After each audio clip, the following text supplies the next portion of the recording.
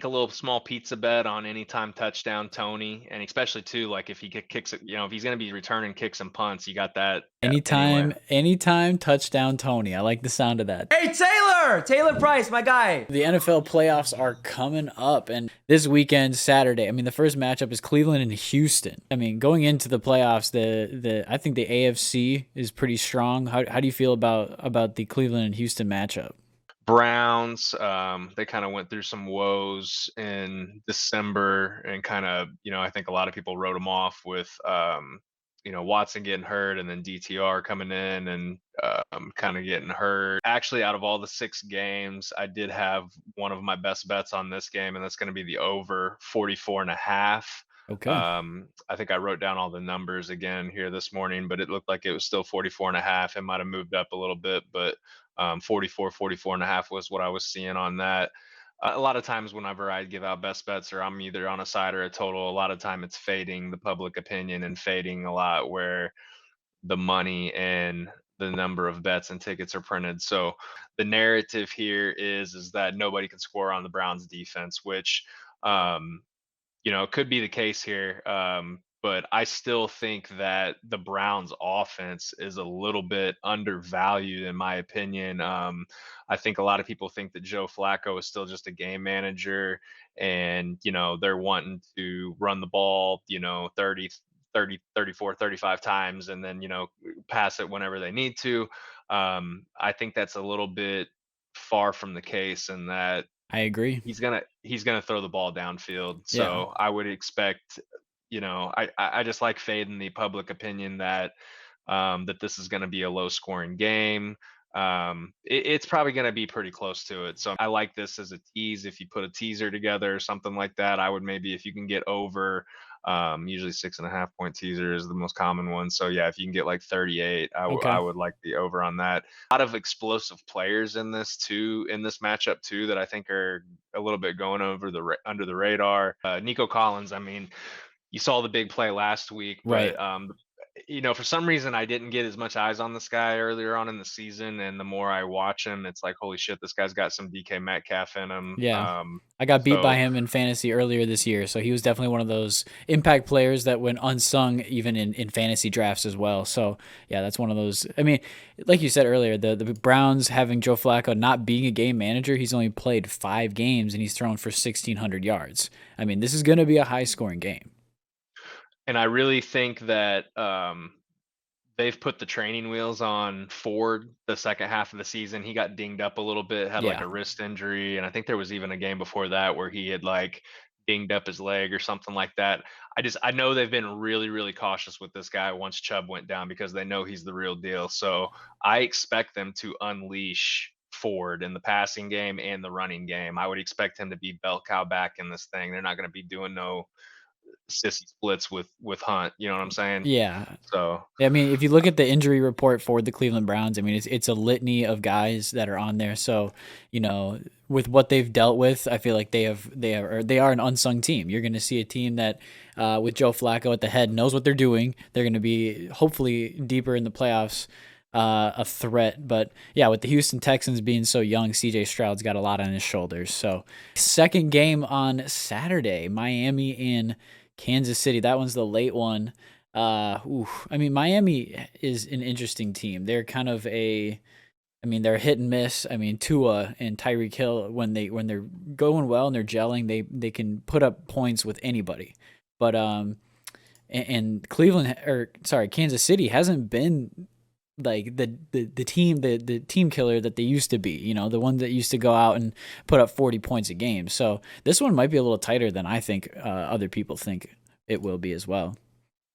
yeah, one big wild card thing affecting this game is going to be the weather. They're already predicting that this could break the record for the coldest game of all time in NFL. So they're expecting, I think, like -7, -9 with the wind chill. So I have a play on the side of the total on this game. I'm leaning towards taking the points with the Dolphins. Last time I checked, it opened up at 4.5 Chiefs. It went down to 3.5 Chiefs, and then I think it was back up to 4 this morning. But probably would lean Dolphins with the points. And ESPN bet has it at 4.5 plus 4.5. I would, like I said, I don't have an official play on this. I would lean Dolphins. The one thing I will say is that again, the public. I don't think it's as much as the other thing we talked about, but you got to realize that the Dolphins can run the ball Yeah. and that they've ran the ball just as good as they have passed the ball. So a lot of people are going to be counting the Dolphins out of this, just because of the past performances. And honestly, the big thing with why I don't necessarily want a piece of the Dolphins is just the defense is so beat up. Bradley Chubb's out. I think. Oh, the other younger defensive end is going to be out. They signed a couple of guys, but I don't know about putting my money. Now, here's the one sidebar note that I had about this game that I had noted. They sat Kadarius Toney out, which makes me think that I've seen before where we've seen this before where he doesn't do much during the regular season, and then once the playoffs start getting going, they kind of unleash him a little bit. So I wrote down his props. I mean, you can get plus 500 on anytime touchdown on him.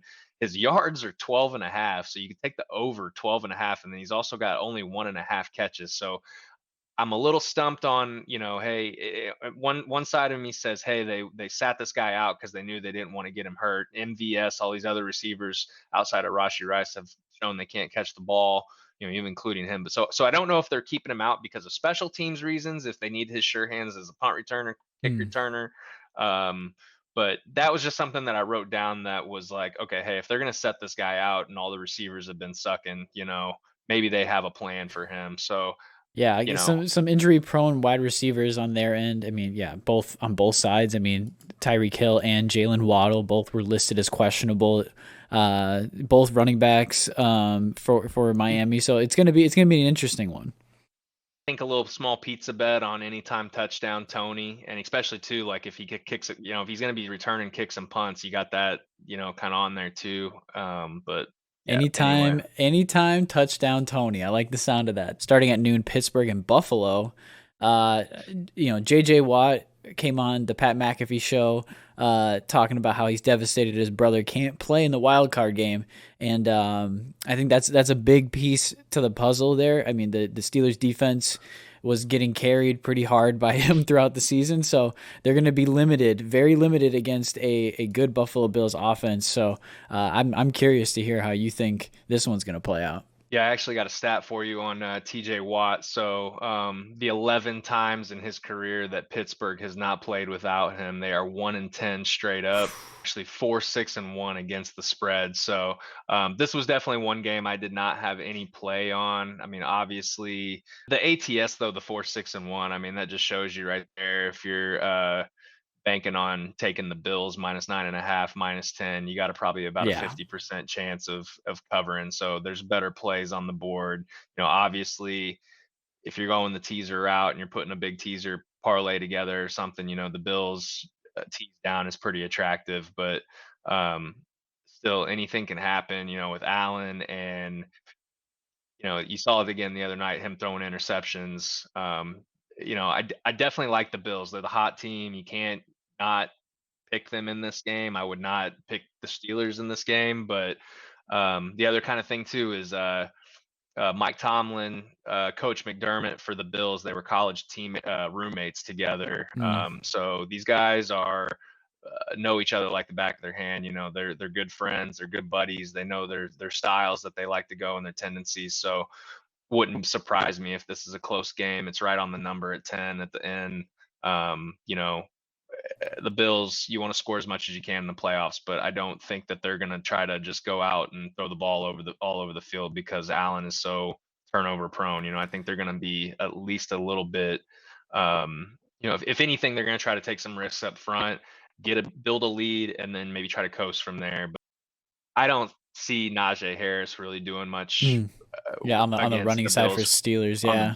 on the Bills front. I think the Bills have shown that they've been able to stop the run pretty good here over the last few weeks. So I mean, I know they gave a couple of the A chain the other night, but Their defense is playing better. This is one of those games where it's like it's almost like you want to bet the underdog as like a sleeper underdog, and that might be your only way to make some money on this because it's such a very you're -10 with the Bills, so yeah, you might as well take a hiatus from betting on that one. The middle game on Sunday. This one's interesting to me. Green Bay and Dallas. If you're a Green Bay fan, you're lucky. You got in there. You snuck. You didn't really sneak in. You won. You won your game. You got in. But then you have a tough opponent in Dallas who's been hot and cold throughout the regular season. Green Bay and I haven't seen a whole lot from them that makes me think they're going to go on a deep playoff run and go crazy against other teams in the NFC. So I want to hear what your take is on this one. This was my other best bet. I'm actually taking the Packers in the points, so I'm taking plus Okay. 7.5. I expect this to go down to 7, so I like getting the 7.5 right now. Yeah. Um, One thing about this matchup that's kind of cool is you got McCarthy. He used to be the Packers head coach, so Mm-hmm. definitely he really, really, really, really wants to win this. Now, on the other side of the coin, I've been liking what I've been seeing from LaFleur calling plays. I don't know how much it is of Jordan Love actually being that good. I think it might be a little bit more of Matt LaFleur being a really good offensive-minded coach because he's comes from that Shanahan tree. So a lot of motion with Jaden Reed right now, throwing off the defense. They're running the ball well with the two running backs. Aaron Jones looks healthy again. So, um, and the other thing too about the Packers is like the receiving can come from almost anybody right now. They don't Yeah. have like a stud where they're saying, "Hey, we're going to force feed this guy 20 times." They're really They're coming together as a they're team. spreading the love. I mean, it's Yeah, no pun no pun intended. intended. Yeah, Yeah, they really are. it's one of those you're lucky if you're Jordan Love because yeah, you're right. LaFleur has given you a game plan that allows you to succeed and look good. And I think it doesn't. Aaron Rodgers in that offense would just look like an MVP, which he has for those two previous seasons. So you take a guy who learned behind that, give him a good system, and this is what it takes. The other thing about Dallas is that they're 8-0 at home. If they're undefeated at home, and especially going into the playoffs, that's a good record to have, and especially going up against a 4-5 team on the road for Green Bay. I mean, it looks good for Dallas Cowboys, and Mike McCarthy. The other X factor that I'm looking at here is Jair Alexander, the cornerback for Green Bay. He's been out for pretty much damn near second half of the season, but when he's in there, he's a lockdown corner and a Yeah. game changer. So, He just doesn't need to be calling any more coin tosses. He's done with that. Like we can just forget about it, Jair. But if you want to play in the game and make a difference, like you said, he's making a difference every time he is on the field. So if he can keep himself on there, he's gonna make sure that Green Bay defense is effective. I like the old play caller against the younger play caller. I think that there's a little bit of ego involved in that. So I really think that LaFleur is going to really pull out a lot of stops. And I know with Dallas getting their ass kicked by San Francisco earlier this year, he's going to use that as a blueprint to build what he wants to do to try to Yeah, beat them. And yeah. he is good buddies with Kyle Shanahan. So I guarantee there's been some talking underneath the table. 100%. I mean, everybody wants to model their game after the 49ers if you're in that Kyle Shanahan, Shanahan coaching tree. I mean, they've proven it to be effective. They can do it with good or bad quarterbacks. So 7 o'clock, Los Angeles versus Detroit Lions. The Lions having one of their best seasons of all time, winning the NFC North for the first time since I was a baby. Interesting game. I know Matthew Stafford going back to Detroit is another storyline with that one. So I'm curious what you got here. Yep, and you're talking to a Rams fan here too, so I've been able to kind of keep the emotion out of all this stuff for a long time though, so that doesn't persuade me in one way or another. The quarterback swap will be a big storyline in this. This one is really going to be an interesting game because I think this is going to be the one where the public is going to be on the dog. I think the public thinks the Rams have a really good shot at winning this. Okay.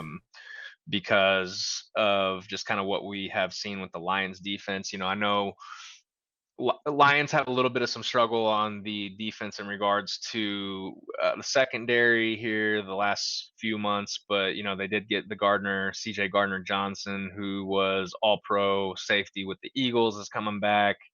Um, there's something about the game just being in Detroit where I really think this is the one game where home field advantage is gonna matter. Yeah. Because I don't expect there to be any Rams fans there at all. They're not gonna travel, and there's something about Detroit right now that's got that magic. I just have a feeling that this is the one game where the home team is going to be going the most nuts because it's in a dome. Everybody's warm. Everybody's all fired up. Everybody's drunk. But I did, I did have we can mark this. Probably what I would want to officially call this would be a single game parlay, two play SGP. I'm gonna play both the side and the total on this, and it was a really strong lean all week, and I'll probably end up you can put this in.